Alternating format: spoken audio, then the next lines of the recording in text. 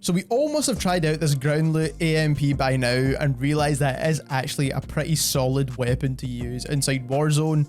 And in this video, we're going to be going over what is the best close range weapon, because some of the best SMGs in the game are currently not SMGs, they're actually the sidearm pistols, and that is what this video is going to go over. If you enjoy weapon stat breakdowns and weapon comparisons, don't forget to subscribe to the channel as we try to reach our goal of 10,000 subscribers, and click that link in the description down below and subscribe to our second channel as well. We do post extra content over there.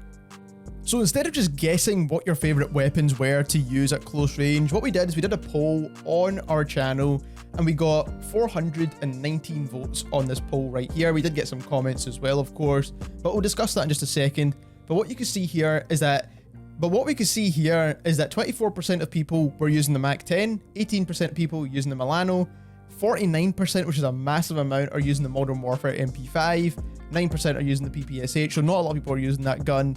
Then we did get a few comments about the Fennec, some of the other weapons, and then we got a few comments for the LC-10, so I do think the LC-10 was quite popular as well. So the weapons we wanted to compare here were the AMP, because this is the best fully automatic sidearm pistol in the game. And people do like to use the SYKOV because it has a bigger magazine, but this has better movement, so you can use the AMP over the SYKOV. And then we also wanted to focus on the diamatti pistol as well, because sometimes this gun feels super powerful inside Warzone if you pick it up as ground loot. A lot of people loved using this as a ground loot weapon, even way back before any of the nerfs and things happened to the SMGs. This has been one of the best sidearm pistols in the game, and it's definitely better than the Renetti pistols. Then of course we wanted to compare it to some SMGs. So the popular ones were the MAC-10, which is this build we used right here. The LC-10, and we used the exact same build on that as well. The Milano, which is again the exact same build. This is like the best SMG build for Cold War weapons. And then also this build for the Modern Warfare MP5.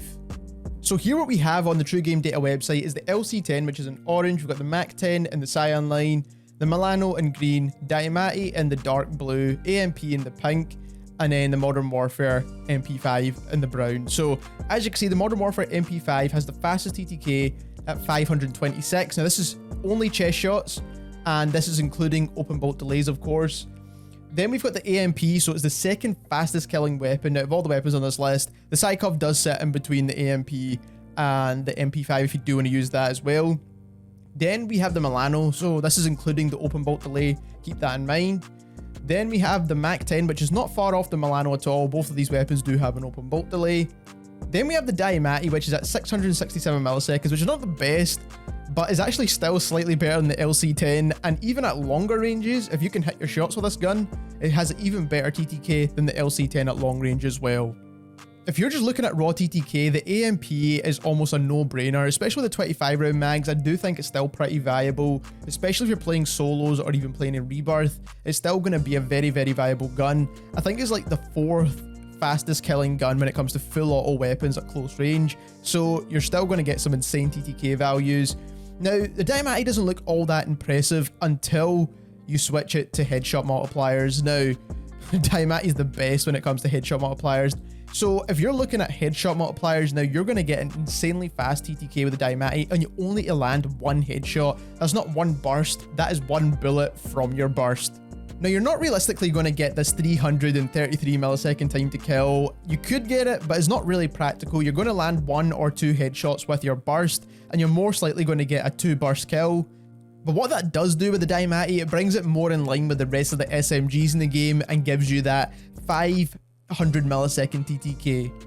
So of course there is going to be some drawbacks to these weapons, because that's how they balance the game, of course.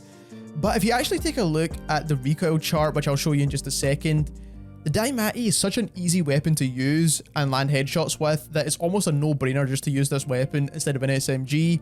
What we'll show you just now on screen is a recoil chart taken at a 10 meter distance, which is pretty much extending the range on the diamatti as well as the AMP and even the MP5 as well to an extent. And as you can see, all of these weapons have the recoil chart on screen just now. You can see the MAC-10, then the diamatti pistol, then the LC-10 and the AMP, the Modern Warfare MP5 and the Milano. The Milano and the LC-10 are the most accurate weapons on this recoil chart here. It's pretty much a given. So if you are using an SMG, a sniper support, or a long range weapon, then the LC-10 and the Milano are the best options. That's hands down. That's not what we're talking about here. What we're talking about is the close range options. And most people are choosing the MAC-10, that's mainly for its movement. But the main reason we're choosing the MAC-10 is for its movement capabilities, and we'll get onto that in just a moment as well. But if you look at the diamatti's recoil, this is firing a full 30 round mag into the wall, and it pretty much has like one of the easiest recoil patterns to manage. This is why it's so easy to hit headshots, especially at close range with the diamatti pistol, because the weapon just doesn't move at all.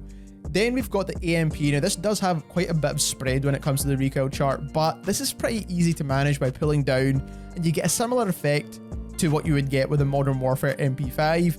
And to be completely honest, if you've used the Cold War MP5, you can control the AMP very easily. Now you are going to get an insanely good TTK with that as well, so if you land a headshot or two in the mix, you're going to get a super fast TTK like I've just shown you. And then like I said, we've got the Modern Warfare MP5 where it shreds it anyway. You only need to land chest shots with that gun. So at this point, the diamatti and the AMP don't have bad recoil. I mean, the diamatti actually has really good recoil, and then the AMP actually has very similar recoil to the MAC-10, so it's not really that bad when you look at the recoil charts. Only when you start comparing it to some of the more sniper support type SMGs, then it's going to have bad recoil, but that's pretty much a given, like I said. So overall, it's looking really good for these two sidearm pistols. If you land one or two headshots with a diamatti pistol, which is extremely easy to do because its recoil is so low, you're going to get some really good TTKs. And then with the AMP, if you get lucky and land one headshot, again, you're going to get some really good TTKs. And landing one headshot is very easy to do in this game. It's only when you need to land multiple headshots is where it becomes a bit more difficult. But that's not the only reason people choose these weapons. Like I said, the MAC-10 gets chosen quite often above the rest of the weapons because of its movement capabilities. And the main one we're talking about here is the movement strafing speed whilst firing. So on screen just now, you will see a firing strafe speed chart with the MAC-10, the Milano, the diamatti, and the AMP. And as you can see, the MAC-10 is still the fastest strafing firing weapon in the game at 3.43 meters per second. Then we've got the Milano at 3.20 meters per second. Then we have the diamatti as well as the AMP at 3.33 meters per second. So they're almost 0.10 meters per second off the MAC-10, which is not far off at all. The Milano is actually much slower than that. So you're actually still getting some insanely good strafe speeds with the diamatti and the AMP. Keep in mind, these are sidearm weapons, so they are going to move very quickly. It's just that the MAC-10 does move a little bit quicker, unfortunately. But like I said, these guns still have insanely good strafe speeds. So to summarize this video now, the reason why I didn't put the Modern Warfare weapon on the strafe speed list is because the Modern Warfare weapons just don't strafe as fast as the Cold War weapons. It's just not a stat it does do well. The Modern Warfare MP5, even with this build right here, strafes at like 2.5 meters per second, which is nowhere near as good as something like the Milano, for example. Then on top of that, I do want to quickly mention is that, of course, here we were using the Task Force barrel on the AMP, as well as the diamatti pistol for our testing. So we're using the barrel that increases your recoil, but gives you faster strafing speeds. Now, you don't necessarily have to use this barrel. Now, the reason why is because you're going to get good strafe speeds regardless if you use this barrel or not. It's just that I wanted to make sure I get the maximum strafe speed out of this as possible. And the recoil control cons on these weapons is not that big considering you're going to use them less than 10 meters away.